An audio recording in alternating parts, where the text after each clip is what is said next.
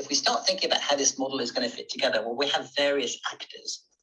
We have actors that are bringing data to the collaboration, to these smart contracts, to this network.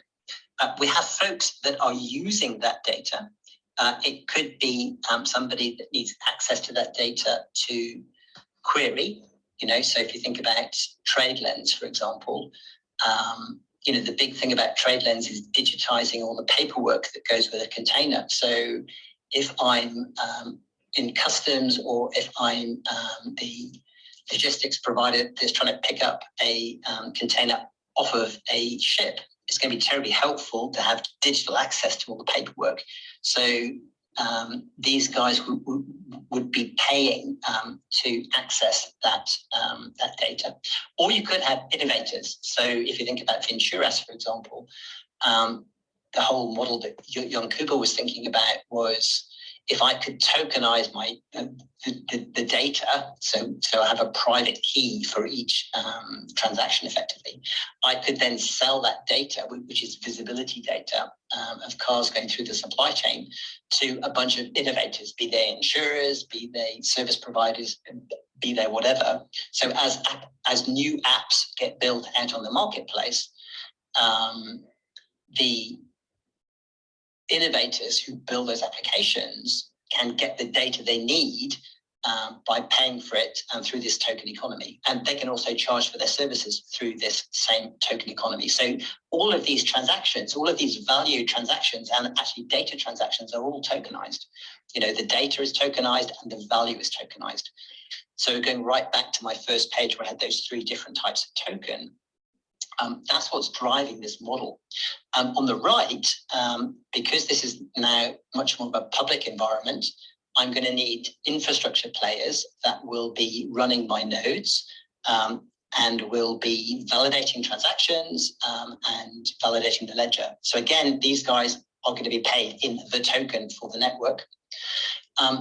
So within my token economy, then, I've tokenized the identity, I've tokenized the orange, or the crate of oranges in my NFT, and I've tokenized the value.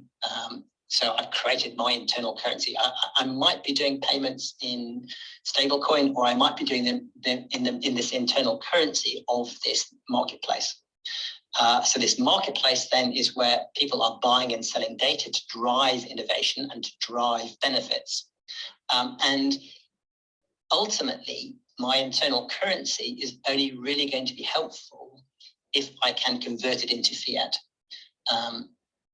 As wonderful as the plastic bank is, it's only really useful because the utility token is a one-to-one to US dollars. One token is 1 cent.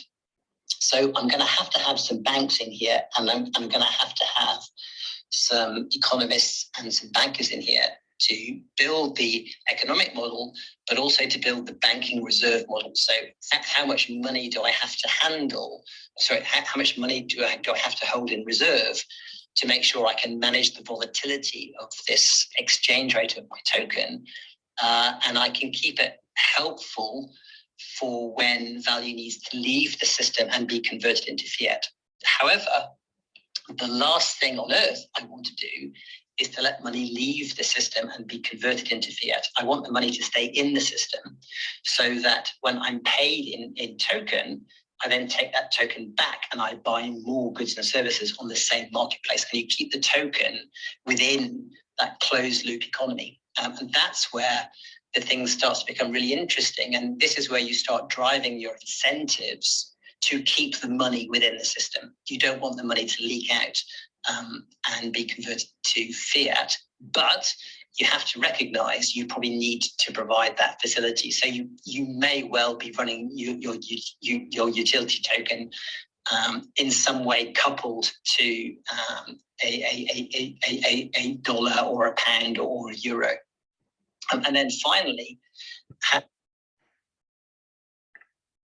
if we start